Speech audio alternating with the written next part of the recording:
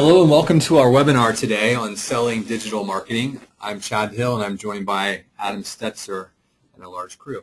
Yeah, good afternoon, everybody. This is Adam here up in the Rochester office. I'm joined with a large portion of HubShout. Say hello, everybody. Hello. And we're excited to be here, Chad, to hear about selling digital marketing. It's a great way to finish up a Thursday. So let's jump right in here. I want to start with our agenda and really the sales funnel here and talk about how I look at the sales funnel for SEO and really for digital marketing, because although I think we sent out the invitation talking about selling SEO and the news plans, really the reality here is that as we continue the evolution of online marketing, you really can't sell just one tactic. You need to sell an overall program. So we want to talk about how that whole process works. The funnel that we've defined, and you might slot things in a little differently, but generally speaking, it starts with lead generation. We talk about taking those leads and those prospects and getting them through to a call to action where they're ready to engage with you. And I slotted in this orange category and made it a little bigger called interest creation, because I think more and more we need to find ways to create interest. The market, everyone knows what SEO is, knows what paid search is, or a large part of the market does. So what we need to start doing is thinking about better ways to create interest in our approach and your approach. And so we want to talk about that a little bit today. We then continue on down through the funnel by moving people into a demo stage, which could be demoing the dashboard and talking about the great ways that you can track return on investment and track the investment you're making in online marketing, which we hope then moves someone down into the proposal phase and then into the close phase. And it's sort of ironic, but actually I think it's sort of the reality of it is that just the way these pyramids work in PowerPoint is that close was kind of hanging off the edge. So I made it bigger, but it's a little bit how I think a lot of people do approach online marketing and selling, is that you spend all this effort and energy getting someone all the way down to the point where they're ready to close, but the follow through and the actual tactics used to close are difficult, and so a lot of people don't spend enough time there. So we wanted to spend some time today really talking about closing as we wrap this up. We also wanted to weave in some stats that sell, and the first one we wanted to start with today was using this, and I've used this a lot recently, is that only 6% of small business websites are optimized for mobile, yet over 50% of web traffic is now on mobile devices. So for all of us on this call today, this is a huge opportunity as we look at it, and it's actually something very easy to determine. You can very easily take someone's website, show it on a browser, show it on a mobile device, and there's some serious impact and, again, some serious interest creation you can get from that when you marry these two stats up. So we're going to run through a number of these other ones as we walk through today. Let's talk about lead generation and specifically how to get your first 10 clients. And so for those of you on the call today who have a lot more than 10 clients, that's awesome. We have some people today that are just getting their businesses started, and so we wanted to also talk about how to get those first 10. And when I first started consulting 7 or 8 years ago, I used a lot of these same tactics to generate my first book of business. And so before you go out and start thinking about really crazy ways and potentially expensive ways to generate business, look to your personal network. Go back through LinkedIn. Go and look at your contact lists from prior email accounts or documents that you've saved. Go to your church, alumni groups. There's all sorts of places that people immediately think, well, I don't know anyone who has a business, but the reality is we all have both business networks and extended personal networks that can get us introduced to people who need our services. This is the best way to get your first 10 customers. Now, in the way that you actually establish contact with these people is that you can send out emails and newsletters. So if you really are just getting your business going, nothing better than sending out an email announcing your business and asking people to forward it to friends. It's a great way of getting an easy contact. Most people aren't going to reject that kind of email because you're simply giving them an update on what you're doing. Of course, by even saying this, it's a little dated because you can also have LinkedIn updates, you can have Facebook updates. Of course, you can tweet this as well. But these are all great ways just to announce to all the people who you know out there that you've made a change in your business. You made a change and you now have this new business. Set up lunches and go to networking events as well. And we've got a rule over here on the right that I think we picked up from one of our resellers a while back, and I think he had picked it up from somebody else, but he talked a lot about following the 4-3-2-1 rule for referrals. So this rule is make 4 phone calls a day, write 3 notes a week, hold 2 meetings a week, and attend 1 event a week. So set those goals, and I think you'll be able to attain your first 10 customers. And we have some tools that you have access to, and so we wanted to make sure everyone was aware of them. There is newsletter content available that you can use to send to prospects.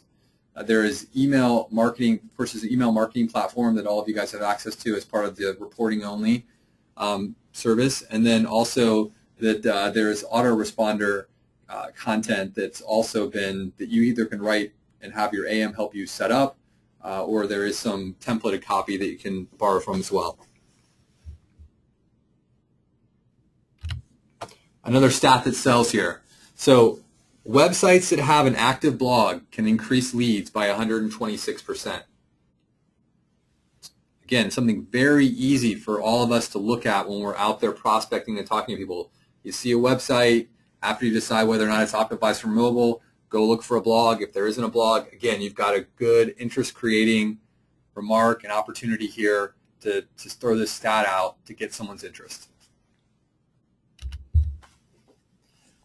So once you get those 10, let's talk about how you go beyond those 10. Well, of course, search engine optimization is a critical one. And a lot of our partners out there are using, some of them focus on an industry niche. So it could be legal SEO, legal digital marketing. It could be dental SEO, dental digital marketing, or geographic niches.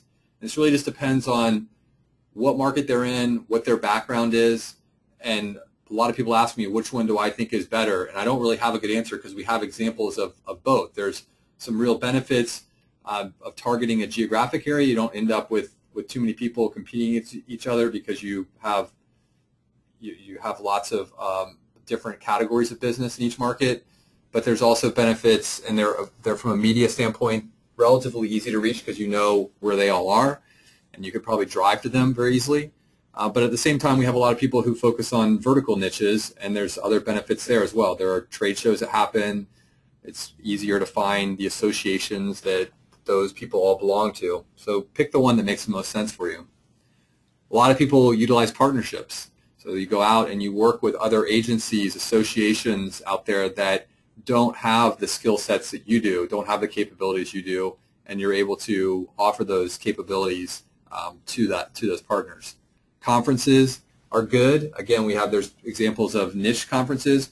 We actually have another tactic I wanted to talk about today where we went to a couple of business expos, both in the Rochester and then the DC area, and it was very interesting. They're relatively affordable, and there's a lot of businesses that are at these things who ultimately need websites and they need marketing services.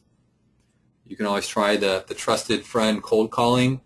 Again, no one really likes it. Some people are better than it at others, but I think when you get to this interest creation side of what we're going to be talking about today, there are better tactics, and we had a couple last time we talked about this topic that I think you can use that make cold calling not quite as cold as it once was. Paid search, obviously in the digital marketing space, the keywords are expensive, but a lot of you have been on phone calls with us recently where we've been setting the goals for different campaigns. The reality is that digital marketing services have the value of a customer is very high. So a lot of people just sort of get discouraged when they see that the cost per click is high. They don't really think about what the real value of a client is, and that maybe though that cost per click is justified if you think about someone who's on an ongoing search engine optimization, paid search marketing campaign that may be spending a couple $1,000s a month or more with you. Ideally, you keep them for over the long haul. That can really add up so that when you do look at the cost of acquisition, it may make sense. You have to run the numbers yourself, though. And then there's a whole bunch of other lead generation ideas. And actually, I wanted to say that as we go through these slides, if anyone else has things that they do for lead generation that they wanted to throw up as good ideas for people to check out, please chat them to Adam. And as we finish these slides up, I will have him read off whichever ones people have offered up. Now, in terms of helping you on lead generation, but beyond the 10, there's a couple tools I wanted to mention. Again, we have this newsletter content, the search news content that is, again, written each month with focusing on 3 stories in internet marketing news. We try to get one that's social, one that's related to content marketing and SEO, and then one other one, whether it's email marketing or some other angle that we were able to pull in. We try to get that together every month. Some of you out there are very good at using that for sending out to your customers beyond just the active customers, but sending out to your prospects. Some people even use that to turn into content that they use in other ways. So again, we're writing it for your benefits, and it's something that I would strongly recommend that you use. I mean, again, this content's going out to all clients, but you can certainly reuse it. So again, we have the email marketing platform for you to use, and we recommend setting up autoresponder content. So Adam, any interesting ones that came in? No, it's pretty quiet out there, Chad. Okay. Trying to get audience participation, so as you guys are going through this, pipe in if you have great ideas.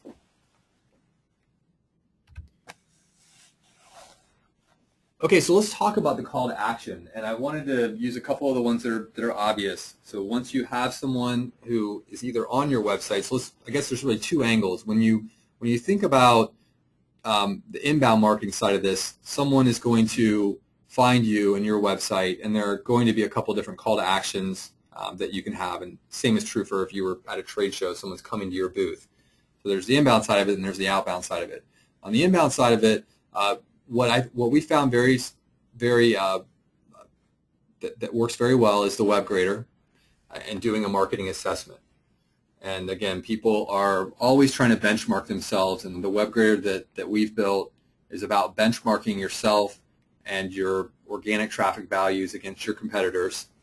And so people come in, fill out their information, and that's a great way of getting an initial interest, which can lead to a follow-on with a potential client. Marketing assessment, we're going to talk about that in a minute, but we did a webinar a while back about how when you have a real hot lead who's a bigger client and you're going to go that extra mile, we did a webinar on how to go through a basic structured digital marketing assessment that really evaluates all the key components of their campaign. Spend a minute talking about that in just a second here, but that's another great call to action. We have a lot of white papers and blogs. We have a lot of white papers, guides, videos that are on our website. Those are also good calls to action, and after every one of those, we ask for a newsletter sign-up, and that is a great way of building a list. In fact, I don't know if probably many of you have been to our website recently, but we actually have been testing out one of the interrupts that as you're moving to click away from the website, you get a pop-up that asks you to join our list. And what we saw even with that as a call to action is that we saw that from our lead capture for people interested in joining our newsletter list went from some infinitesimally small number up, it bounced up by like about 200% just when we added that pop-up saying join our newsletter list. So again, it's a great way of getting people interested and capturing a few incremental email addresses that you can use for nurturing. I did want to talk about this last one because this is very interesting. We at a couple expos that we did, we actually tried this, and this could be something all of you might want to try as well. But as people walked by, we were able to talk to them about, ask them if they had a website, which most people sort of immediately are shocked that you're talking to them and pulling them into your booth area, but they say, yes, I have a website. And then we were able to use that stat I already mentioned, that you get 126% more leads for people who are actively blogging. So we asked them, do they have a blog? And most people, that's one of those things that their eyes are like, I have one, I know I need to do it, I never get around to it, I'm too busy. So it's a great way to say, well, hey, why don't you try starting there? So you may not be ready to go after the entire digital marketing with these guys, but use a beachhead like a blog writing service or getting one blog a month up for them as a giveaway that you could actually start to engage with that client, and then as that's happening, you open the door to a discussion that leads to an opportunity to get a proposal in for a broader set of services. So that's something that we tried, and I thought worked pretty well. I think some of the other team members, Adam, some of the other team members also were involved in some of the expos that we attended, and that was a really solid trial offer that people were interested in. So again, our tools here are, we have the Web Grader, we have a digital marketing assessment webinar that we'll talk about in 1 second, and those are things that we use to take somebody who's just a viewer on the inbound side to actually being interested in our services.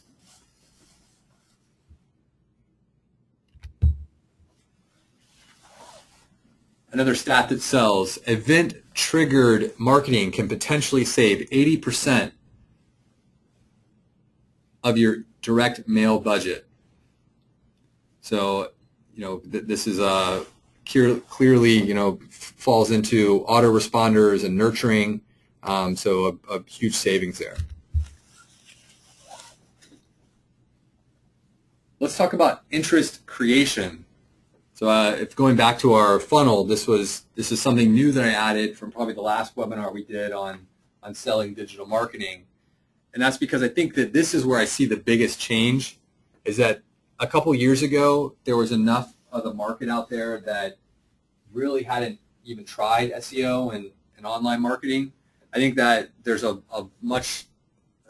a little bit like there's a much larger number of people who have tried it, but they didn't understand what they were buying in the first place. They didn't have a good experience.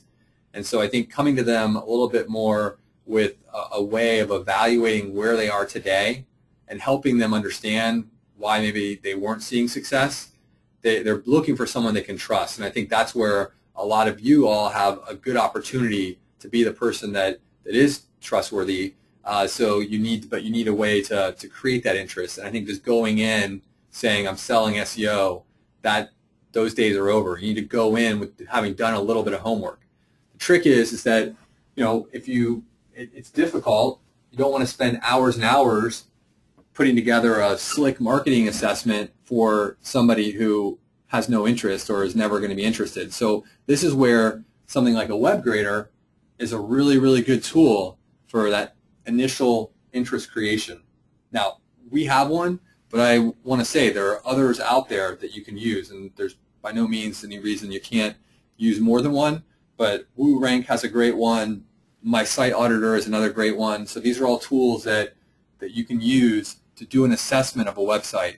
And ideally, you want to try to get as many components of that assessment as possible, not only their SEO, but how are they doing from a local standpoint, how are they doing from a social standpoint, and putting that all together to say, I'm coming to you with some interesting information across your whole campaign. Again, the key here is, I think, with the Web Grader in general, is that you're able to do this assessment without any passwords. You can do this almost as a cold call, right? So you can, before going out and doing cold calling or getting on the phone or however you're going to initiate your cold calling, you could actually put together some quick assessments with very simple tactics. Like, for example, you could find the 10 plumbing locations around you. You could plug them in, see who ranks where, and start building some Web Grader reports that you could send out to them, just saying, here's how you stack up against your competition. I can help you better position yourself. Now, there is another more detailed assessment you can do, and I think these are especially powerful. And we did a webinar on this, and I have a link to this, and these slides will be available, so you can click through and go to the webinar on it. But I have a screenshot to the right here of a digital marketing assessment that we did live for a client and walk through sort of the key components. But the idea here is that you're using Google Analytics primarily, assuming they have Google Analytics, using Google Analytics to put together a picture of their campaign or their program, of their website, and how it's getting traffic today, and then how it's converting. And in doing that, I think it's really good because, again, this is a very holistic view of their overall performance, online marketing performance, because you're getting stats like, what is the conversion rate of the website? And you can tell in this particular example, this website only had a 4.13% conversion rate. That's something that I would want to add into and talk to that person about, is that really that was okay a couple of years ago, but we need to be thinking about what are other things you can be doing to get your conversion rate up. And we've been using recently that we're really trying to get people's conversion rates into the 6, 7, 8% range, and that's where you need things like the interrupt to join the newsletter. You need other things that are happening, a bigger call to action, alternative calls to action, things you can do to try to just get those names, because as the cost per click and as the competition for space in the search engines increases, you need alternative ways to improve that conversion rate. Even things like using retargeting to improve your conversion rate is also important. And then the other thing we're doing is we're looking at where traffic is coming to on the website. So we have an understanding of organic and paid, and where referral traffic is coming from and direct. And so we can put all that together. And again, go check out the webinar we did. It's an hour on going through and putting together a digital marketing assessment. But the times I've built these and taken them and delivered to clients really as test cases for this, they're really like eating it from your hands after you've done that, because they really have never seen their data laid out the way that we're able to do with these digital marketing assessments. So this is interest creation, and I think this is a real critical component that we haven't historically talked about as part of the sales funnel, but one that today I think is really critical.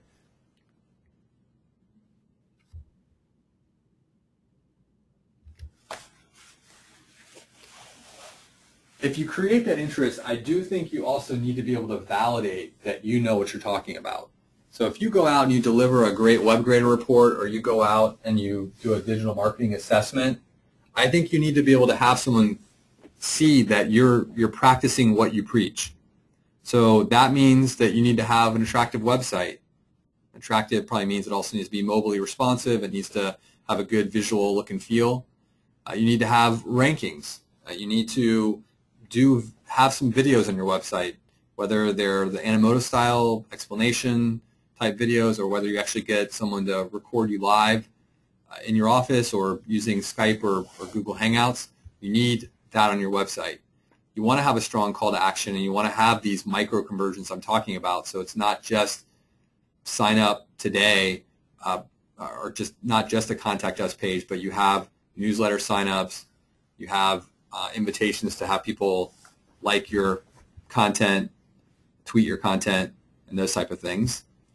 You want to make sure you're tracking conversions and you can demonstrate that. You want to show an active and frequently updated blog.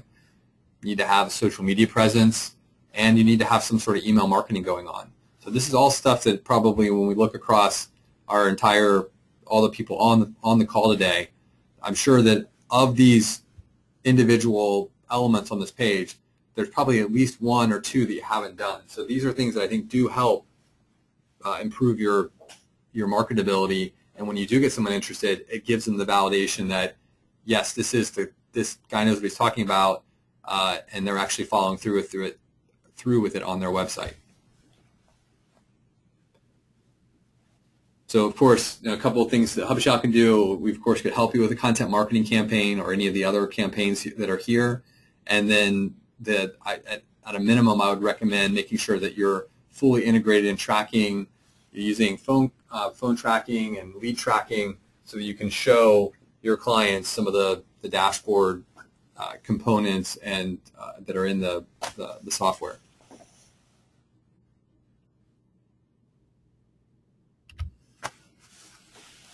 Okay, another good one here. 66% of consumers have made a purchase online as a result of an email marketing message.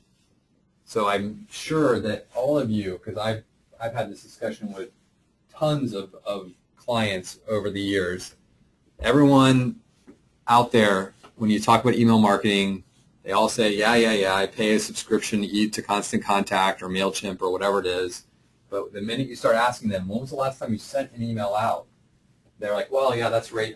I was going to do that right after I do my blog post, and I haven't done a blog post in 6 months. So again, this is one of those areas where they need help. They just don't have the time, and you have the tools to help them.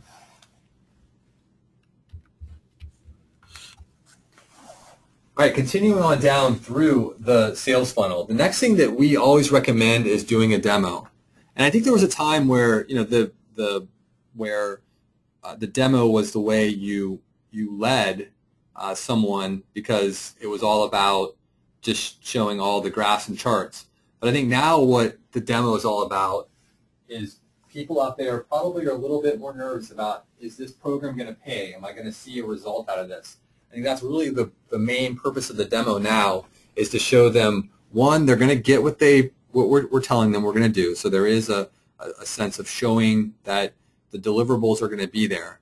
But then I think more importantly, you really want to focus on, we're going to be able to measure the performance of this campaign, and that's critical because your dollars are precious, and if you're not measuring, you can't look at the return on these different components you're running, then how are you going to know how to best spend your money? So some of the key selling points, and as I said here, you really want to make the demo about how do we turn those clicks into customers, because clicks are really meaningless, and visits, if you want to, from SEO or from a referral from Twitter or wherever it is, but those visits are useless. What they really want to know is how are they turning into customers.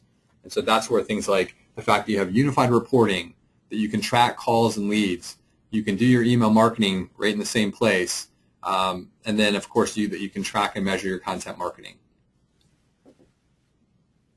Now we have a 30-minute demo, again another webinar we've done in the past, that I would really recommend that if someone's rusty or not really sure how to best demo the dashboard, go check out our 30-minute webinar. There's a link here. We'll make sure we post these slides. You can click through and get that link.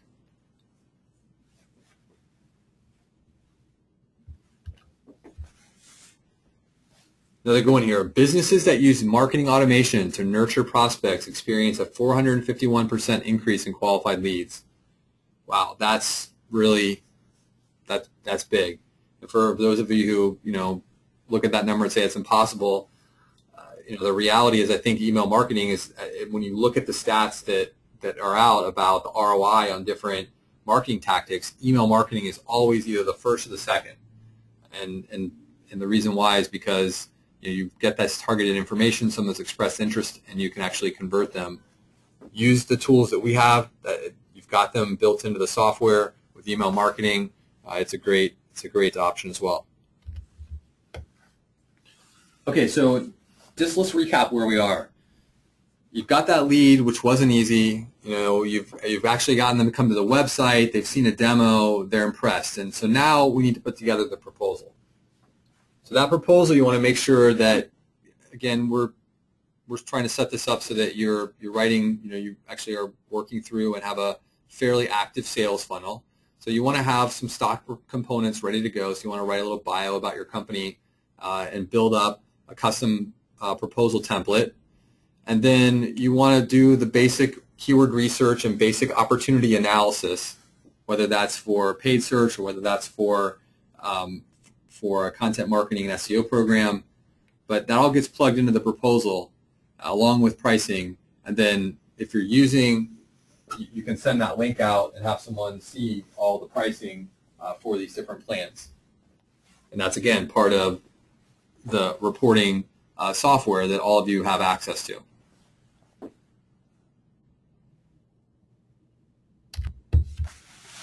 But we get to our friend closing now. So the proposal's out there, but we've got to close this thing.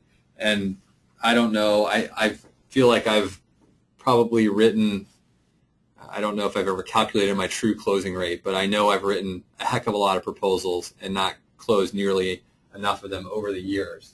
So we actually all internally have been talking about this recently, and I wanted to share some of the stuff that we've been doing to really understand and talk about closing and bringing a little bit more process to closing. So we're not gonna watch videos. I've got some links to videos I really recommend a lot of you look at later. One of the ones that we've liked a lot is Grant Cardone, who I think does a lot of car dealer sales, but I think in general does a lot of sales consulting, sales management. He has some programs I think that are specifically for different industries. But he talks about closing being this critical exchange point, that you're going to get to give them something, you're getting to give you something in the form of compensation, but at the same time, you are giving them something, which is success online. So it's this exchange point. It's not just one-sided. It's not like you just get the money. they're going to get something from you as well. So that's an important thing to remember, because I think a lot of us get real uncomfortable when it comes down to the sale and asking for money. But at the end of the day, we all need to provide for our families. We all need to have success in our businesses. And we're in business because we can help those businesses do better with online marketing. Now, we recommend following a process and an approach. So I've got a little worksheet that I modified from one that we use internally. I just want to share that with everyone so we can look at this for a second. And then we're going to go through a couple of the tactics that are mentioned in this. Again, we'll share this document with everyone when we post the slides. But you can see here that it's a pretty straightforward, basic call sheet. And we've got a date and whether or not we reviewed a slideshow. This is something that we're actually working on, a new content marketing and news slideshow that we want to provide to you guys. We have one that we do a lot when people call in about different or reselling our services. We'd like to create something very similar for you all to have when you make your first contact. What we found is that when we have a structured deck, it allows us to more methodically go through the key selling points that we've identified. So when it's unstructured, sometimes things meander around too much. So if we can get some structure and have our own set of slides, it allows us to, up front at least, allows us to make sure that we get some of the important things. Because I know, and I've been in a million calls and presentations where someone's selling me something, and you go through the first 5 slides and you kind of name them. It's company history, how big are we, who are some of our other clients. But those things all are validating that, again, you're a real company that's providing real value to people and having success with it, right? Or otherwise you wouldn't have this banner of great companies, and you wouldn't have a company that's been around for as many years as you've been around, and you wouldn't have whatever other successes that you can put in your career. So those are important things, even though a lot of people are like, it sounds like you're bragging. No, I'm really just want you to know that I'm going to be able to help you achieve the goals here that we're setting out to do. So we make sure we hit that in a deck. We actually have found over time is that as you talk to a lot of people, sometimes you just forget things. So it's really important to document what are the primary interests. What is someone looking to do? Are you talking to them because they want you to do everything? Is it just email marketing? So capture those. But the key thing that we found a lot is you get down to objections, and we're going to cover this in a minute about objections and repositioning. But we want to document what are those objections as we have discussions, because people always have them. They've been burned before. It's that the glass guy didn't do the work he said he was going to do. Whatever it is, you just need to capture those, because those are important when you're actually getting down to this point in the sales process. You need to make sure that you can close them out. Repositioning we're going to cover, and then we always have next meeting hooks and agenda, right? So if you can't close them that day and they've got to do something else, then again, if you don't leave that meeting with some agenda items for the next call and ideally a date for the next call, then you never know if you'll be able to warm them back up if you let them go cold. So let's talk about a couple of these other closing approaches. Okay, so this is a great video. This is actually this is Michael Burnoff, and again, the slides will have a link to the video here. But he has a great video on sort of 5 points on how to deal with the question that it's too expensive. And I think more than anything, that's the one that I've heard a lot. I don't know about maybe Adam, again, if anyone chimes in with some other big objections that they're hearing, but I hear a lot that it's too expensive. And so he had some really great ways to deal with this. And I'm just going to paraphrase the video. It's a 7-minute video. You should watch it. But he's got 5 steps. First one is neutralize it. Someone says, you're too expensive. So you ask for the close. Can you sign off? Let's get this going. Here's the paperwork. Can you sign it? If they say it's too expensive, then the first thing you say is, okay. And if you basically say, is that the only reason that you won't move forward with this, is that it's too expensive? And really the reason you're doing that is because you're trying to uncover, there probably are other reasons. It's never just about the money. Maybe sometimes it is, but generally there are other issues.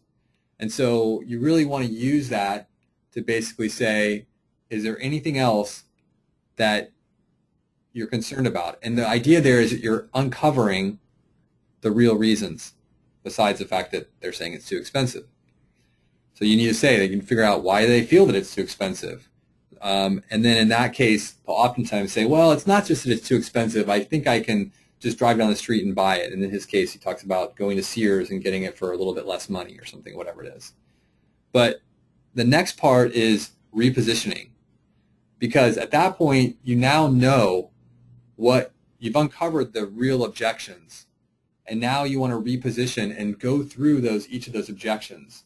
So in the case of SEO, if someone said, well, I think I can do it myself, or I think that, well, let's just take the I do it myself. So in that example, I guess I failed to tell you. And then you could go through and talk about the expertise and the number of years he's been doing this, and the number of years that you've been doing this, and your expertise, and the fact that we already sort of established that you haven't been blogging and doing the things because you really don't have time. So you're able to sort of talk through those things, and then you can ask for the close again. So that's his tactic, is to really run through this. And again, watch the video. He does a much better job than I did. But incorporating this kind of approach into asking for the close, we think is really important. And again, it's been something that we've been really working on at HubShout, working with our team to try to incorporate these processes in. Yeah, Chad, if I could chime in on this, we've used this video quite a bit, and I'm a real fan of it, particularly that neutralizing step. Because if you really think this through and they say, oh, wow, that's so expensive, and you got to watch this video, everybody, because it's pretty cool. He's got a great stock response. Okay. And if you really think about, okay, he's not agreeing that it's too expensive, but he's not disagreeing. But he's acknowledging, I hear you. So he's not rushing that conversation. But you have to have a response. It's a very uncomfortable question that you get in sales. And I think that how this guy delivers this, okay, well, is that your only objection to not wanting to sign up with me today? It's just brilliant because it just flows very naturally. You don't sound argumentative. You acknowledge that you're listening. And then what comes next is a gold mine of information on what they're really thinking, because it isn't really usually just that it's too expensive.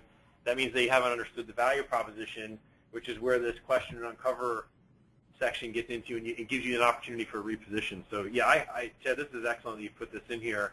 I know we've used it with our team, and I see some of the people in the chat window chiming in. Chad, I got a few people saying, yeah, my biggest objection is expense. I got another person saying my biggest objection is that I won't see a return on investment in 3 months. I got someone else saying, I say up front, this is going to take 3 to 6 months for any results in SEO, just to neutralize what I know is a common objection. So I think you kind of struck a nerve with this one, Chad. Yeah. Good. I'm glad we got some feedback on that. And there's some good, the next slide here, we've got a couple other interesting ones, because this gets into Grant Cardone, who these videos, again, it's almost like something you might want to watch instead of primetime TV, because they're super entertaining. they're almost they're very entertaining videos, but he does a great job, and there's two that we've included here. We'll also give you links to it. But there were a couple interesting ones. The one about the return on investment. The second video down here on the right, he actually takes over for one of his sales reps who's on the phone and can't close the deal. Sort of drops in because he's selling his sales tactics. He drops in and closes the deal, and of course he's the man. So a lot of it is like when you're on the phone with Grant Cardone, you're probably, you're getting sold, and you probably are enjoying it, and you're going to sign the paperwork. But in doing it, there's a couple interesting things he talks about. One of them was this idea of the never is the best time. And I think this is really critical in our business. And I wrote this down specifically, which is that this thing's going to cost, $10,000 now, and it's going to cost $10,000 later. So the only difference is that you can start benefiting now if you do this now. And we already established that your competitors are beating you. So how much longer are you going to let that happen? So sure, you can put this decision off for a couple months, even until next year. But you're going to also be losing those benefits, and there's an opportunity cost to doing that, which I think for SEO is super critical because, again, you can make the case that someone is better than you, that their competitor is better than them at online marketing, You can actually show them what they need to get there, but they have to take the initiative to say, I want to start benefiting from it. And one of the other things in that video that was really interesting, Adam, and I think we both remarked on this, was that there was one guy that said, you know, so let's just say he's looking for $2,000 a month in a sale. He's like, this is not going to really cost you $2,000. This is really going to cost you $48,000 because I'm going to keep you for 2 years. But, and so the guy sort of like, it kind of throws him off guard. What was interesting about it is that then he followed up, and I thought this was really interesting. He said, has your company ever spent that much money before? And the guy immediately said, yeah, we spend that much every month on advertising.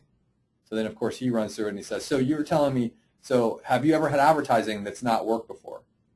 And really what he's getting into is that, look, it's possible that this won't work. I can't guarantee it. And we know in SEO you cannot guarantee the results are going to be there. But here's all the data and information we have that shows you this is what your competitors are doing, and they're having success. We can do that for you. And look, you know, your company is not going to go out of business because of it. So I think that those were really important. That was, and I think once, you know, in this call again that he shows here, it was really interesting because once he sort of laid it out like that, the guy was again ready to sign. Don't know if it was 100% because he was being sold by Grant Cardone, or whether it was just a tactic that works. But I think that's a real important one in SEO is that this is marketing, and you don't always get a positive return on your marketing. But we can show you through all this other information that if we can get you to these positions, you'll be doing pretty well. Yeah, we've got a few comments, Chad, that echo that too. Somebody wrote in and said you should ask for all the money up front if you know you're good at what you do. For example, we don't take a customer for less than $2,500 who isn't willing to commit to 6 months up front. So what you're talking about from Grant Cardone makes sense to me. We should all be doing that. So it's a great comment, and I agree with you. Everyone should watch this video because he does something very counterintuitive. Yeah, the guy's hemming and hawing over a $1,500 or $2,000 a month bill, and rather than downplay how much it costs, he actually reverses it. No, you're going to be with me for 2 years. That's tens of thousands of dollars. That's why we got to get started, and let's really talk about what's at stake here, which is counterintuitive. You wouldn't think that would work, but he shows so much confidence in spinning it around that it seems like it works for the close. Right. Now he's got a lot of different tactics, and I'll tell you, some of them would never work for me because he's a guy from Louisiana. He's got just that. He's just got a huge personality, and so it's going to work for some people. They just don't have a problem saying, "Do me a personal favor for my family and for me. I want you to sign this deal today because I know you're going to sign it, but it would be a personal favor to me to do it." That would probably never work for my style personally, but for some people in some parts of the country, that probably works very well. And he's got a lot of other examples, but I think my point here really is that there's literally, he's got a manual on the, I think, Sales Survival Guide where he has hundreds of different closing tactics. They may not all apply, they may not all work for you, but find one that does and try a couple out, because I think a lot of this, again, is that people are afraid to ask for the close, or just don't do it because it feels like you're pressuring them. He has a great one. There's a great one in there again about pressuring. He's like, when the guy says, "Are you pressuring me?" He answers like, "No, I'm actually not pressuring you, but if you want me to pressure you, I will," which is great because, he sort of is pressuring the guy, but he has a great comeback for that. So these are really entertaining, and I think that we all have enough interactions on a daily basis that we could try these and find a couple that work for us, and we could all see an improvement in the business.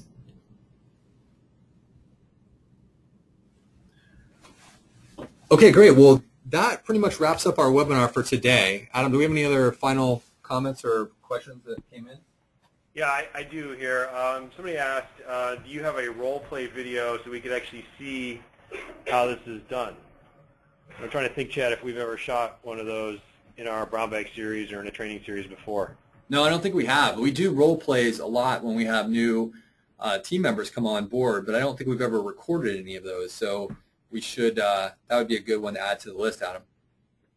Yeah, I think that's a good one. Another one here is there a way for us to get access to an actual demo of the dashboard that we could show in our sales process, and I can take that one. I think you said it earlier, Chad. If you have access to our software reporting only on one of your accounts, you have full access to all of these features and functions. So it might just be a matter of getting familiar with them and how to demonstrate them. Somebody else earlier, when you were asking for suggestions on things that they're trying for lead generation, someone said that they're working on doing their own SEO webinar to help educate clients and then try to convert them to SEO services, consulting services, by first giving away a little knowledge in the webinar. Obviously something we think is smart, which is why we're here today, right, Jeff? Yep. Yep. Yeah. Somebody else asked, do you guys have a script for cold calling? And I don't believe we have anything like that, because it probably is highly tailored to the audience you're calling, the types of businesses, as well as what you're selling, whether it's social media, pay-per-click, SEO, websites, the brand of digital marketing you're going after. Yeah, that's right, Adam. We don't have anything like that. And again, I've talked to a lot of resellers, and a few people have tested either cold calling or even buying leads. And I know on the buying lead side that there's just a lot of stuff out there that doesn't work well. The few people that we've run into have had success, and they wouldn't reveal exactly how they were buying their leads, and I sort of didn't dig too much. But in many cases, a lot of the success was coming more from on the website side. So again, I think there's just more general demand up for that sort of one-time build a website. But I think that those still are really solid ways to build a relationship, start a relationship, and then you can always take a website build project and turn that into a digital marketing project down the road. Again, I was just talking to somebody last week, a potential reseller who is in that same spot, and he sort of read back what his position was. Like, I've been building websites for a long time, and we're just at the point now where we're looking we've been asked for a long time for digital marketing. We haven't done it, but we seem like we're giving away too much, or we're referring out or not taking advantage of that opportunity. So we say, yeah, you definitely should do it. Work with us, figure out how to do it yourself, but don't pass up on that recurring digital marketing revenue. It's digital marketing services revenue. It's critical. And then a lot of people, Chad, have just mentioned that this is very, very useful information. They appreciated us covering it today. And I agree. You guys should all watch these videos. We all talk about closing in the sales process. We understand intuitively the sales funnel. But it's interesting to me when you get down to the brass tacks how if you listen to some of your own phone calls, you'll realize you're not doing as good a job closing as you could be. This worksheet has really been illuminating for us. Did you ask for the close? Like, are you ready to sign this today? Those actual words. What are your objections? And then listing those objections. That's what some of these great salespeople talk about in the closing process. And if you're not physically writing that down as you go through, there's a good chance you're really not articulating it as clear, and you may not be closing as well as you think you are. So really dissect that process. Again, we all say intuitively we know what closing means, getting the deal, but we're talking now about those dynamics of what questions you ask and what documentation you produce in that closing conversation, that attempted close, and really sharpen the pencil there. You will find it's a hugely profitable exercise. So I agree with these comments, Chad. I think this is really good stuff, and that pretty much closes out the questions today. Excellent.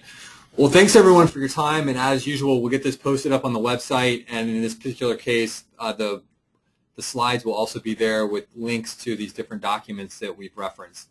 So we look forward to hearing from you in the forums and in our next webinar. Thanks again. Yeah, thanks for coming. It was great talking to you. Take care.